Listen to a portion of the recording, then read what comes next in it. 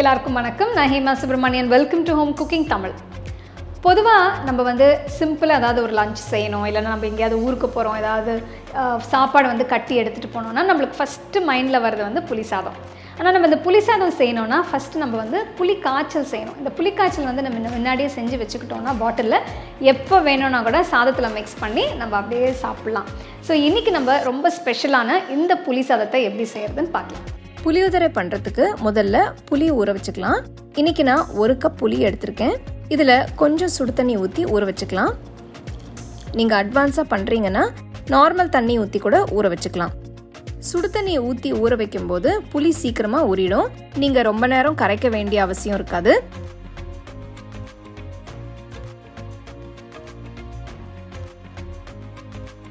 இதை எடுத்து தனியாக வச்சுருங்க.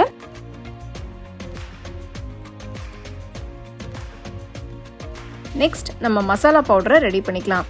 கடாயில் 1 டேபிள் ஸ்பூன் தனியா, 1 டீஸ்பூன் கடலைப்பருப்பு, 1 டீஸ்பூன் உளுத்தம்பருப்பு, 1/2 டீஸ்பூன் மிளகு, 1/4 டீஸ்பூன் வெந்தயம் சேர்த்து மிக்ஸ் பண்ணுங்க.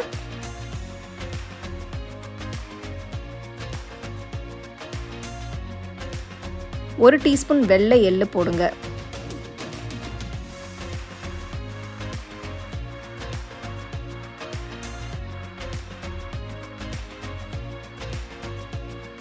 அடுத்து 5 காஞ்ச மிளகாய் சேர்த்து வறுத்துக்கோங்க.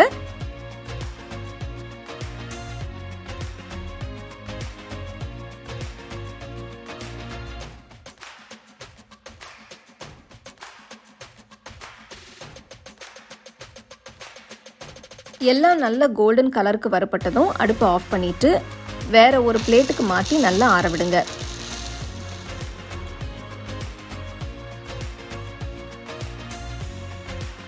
அடுத்து நல்லா ஆறுனதும் ஒரு மிக்சர் ஜாருக்கு மாற்றிட்டு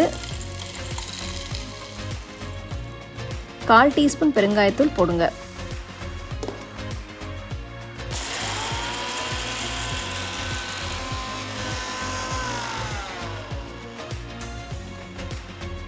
புளியோதரைக்கு தேவையான மசாலா தூள் இப்போ ரெடி ஆயிடுச்சு. எடுத்து தனியாக வச்சுருங்க. மசாலா தூள் ரொம்பவே ஃப்ரெஷ்ஷாக நல்ல வாசனையாக இருக்குது. எப்போ நீங்கள் புளியோதரை மிக்ஸ் பண்ணும்போது மசாலா பவுடரை ஃப்ரெஷ்ஷாக அரைச்சி பண்ணுங்க.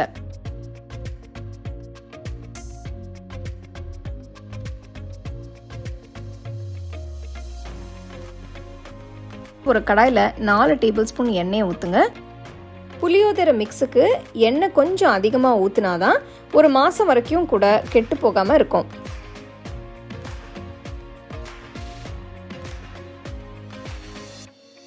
எண்ணெய் நல்லா சூடானதும் 1 டீஸ்பூன் கடலைப்பருப்பு, 1 டீஸ்பூன் உளுத்தம்பருப்பு, 1 டேபிள் ஸ்பூன் வேர்க்கடலை போடுங்க.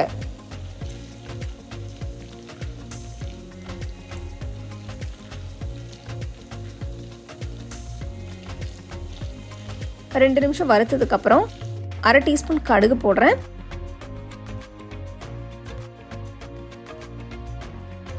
நாலு காஞ்ச மிளகாயை 2ஆ கிள்ளி போடுங்க. அப்புறம் 1/4 டீஸ்பூன் பெருங்காயத்தூள் சேர்த்து கலந்து விடுங்க.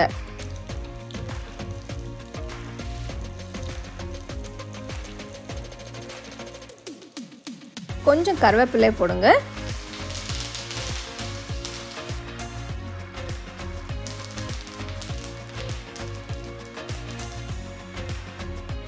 பாருங்க, புளி நல்லா ஊறி சாஃப்ட் ஆயிடுச்சு.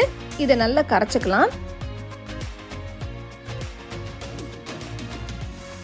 கரைச்ச புளியை வடிகட்டி கடாயில் ஊற்றி மிக்ஸ் பண்ணுங்க.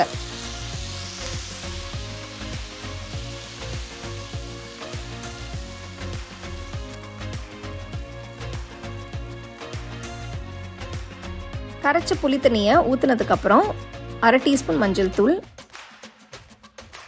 அடுத்து 2 டேபிள் ஸ்பூன் கல்லுப்பு சேர்க்குறேன். இந்த ரெசிபிக்கு கல்லுப்பு போட்டிங்கன்னா தான் டேஸ்ட் ரொம்பவும் நல்லாயிருக்கும். உங்ககிட்ட கல்லுப்பு இல்லைன்னா நீங்கள் நார்மல் உப்பு யூஸ் பண்ணிக்கலாம். நம்ம புளி நிறைய சேர்த்துருக்கிறதுனால இந்த அளவுக்கு உப்பு தேவைப்படும். அப்போ தான் ஃப்ளேவர் வந்து பேலன்ஸ்டாக இருக்கும்.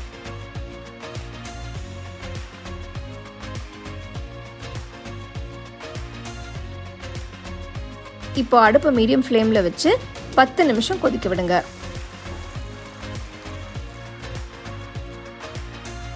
அடுத்து 1.5 டீஸ்பூன் பொடிச்ச வெல்லம் சேர்க்குறேன்.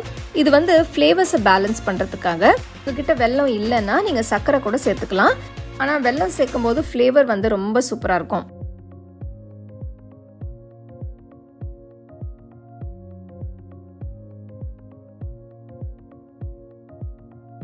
இப்போ பார்த்தீங்கன்னா புளிக்காய்ச்சல் நல்லா திக்காயிட்டு இருக்கு.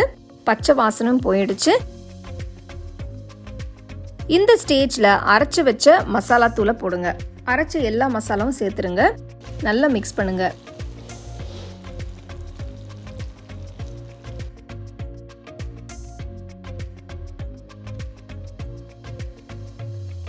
நம்மளோட புளியோதரை மிக்ஸ் ஆல்மோஸ்ட் ரெடி ஆயிடுச்சு. இது வந்து நீங்கள் ஏர்டைட் கண்டெய்னரில் ஊற்றி ஃப்ரிட்ஜில் வச்சு 1 மாதம் வரைக்கும் கூட யூஸ் பண்ணலாம். அடுப்பை லோ ஃப்ளேமில் வச்சு 5 நிமிஷம் கொதிக்க விடுங்க. பார்த்தீங்கன்னா இப்போ நம்ம புளியோதரை மிக்ஸ் வந்து நல்லா கெட்டி ஆயிடுச்சு. எண்ணெயும் நல்லா பிரிஞ்சு வந்திருக்கு. இந்த ஸ்டேஜில் நீங்கள் உப்பை செக் பண்ணிவிட்டு வேணும்னா சேர்த்துக்கலாம். புளியோதரை மிக்ஸ் ரெடி ஆயிடுச்சு. அடுப்பை ஆஃப் பண்ணிவிட்டு தனியாக எடுத்து வச்சுருங்க.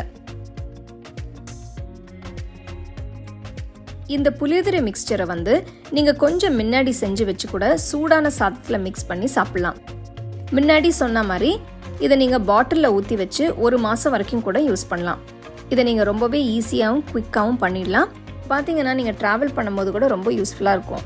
ரொம்ப சீக்கிரமாகவும் செஞ்சிடலாம். நான் இங்கே சூடாக சாதம் பண்ணி வச்சுருக்கேன். நீங்கள் ரெகுலராக வீட்டில் யூஸ் பண்ணுற சாப்பாட்டு அரிசியே புளியோதரை பண்ணுறதுக்கு யூஸ் பண்ணிக்கலாம். பாருங்கள் இந்த மிக்ஸ் எவ்வளோ திக்காக இருக்குன்னு. கொஞ்சம் கொஞ்சமாக சேர்த்து சாதத்தோட மிக்ஸ் பண்ணுங்க.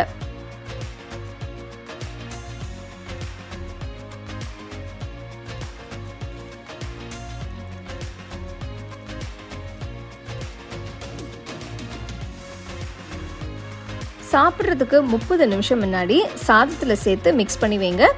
அப்போ தான் சாதம் நல்ல ஃப்ளேவர்ஸை அப்சார்ப் பண்ணி சூப்பராக இருக்கும்.